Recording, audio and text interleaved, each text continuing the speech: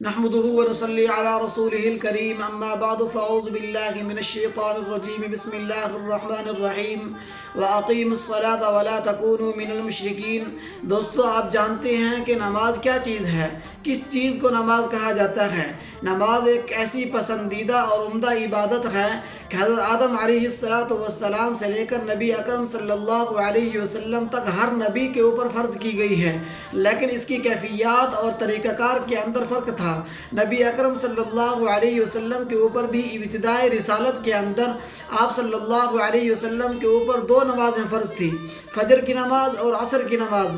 لیکن آپ صلی اللہ علیہ وسلم جب ہجرت سے 1.5 سال پہلے جب آپ صلی اللہ علیہ وسلم معراج کے لیے تشریف لے گئے تو وہاں آپ صلی اللہ علیہ وسلم کو 50 نمازوں کا تحفہ ملا، لیکن یہ کم ہوتے ہوتے 5 بچ گئی۔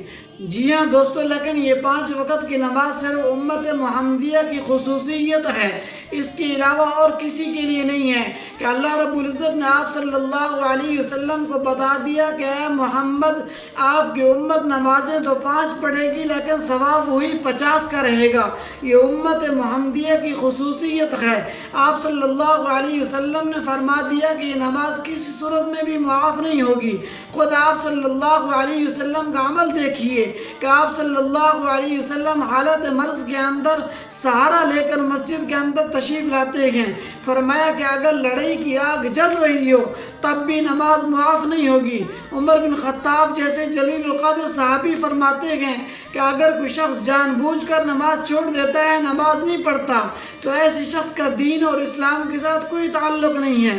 اور اسی طرح امام شافعی، امام احمد بن حنبل رحمۃ اللہ علیہ فرماتے ہیں کہ اگر کوئی شخص جان بوجھ کر نماز چھوڑ دیتا ہے، جان بوجھ کر نماز نہیں پڑھتا، تو ایسے شخص کو قتل کر دینا چاہیے۔ در مختار جلد نمبر 1 صفحہ 9۔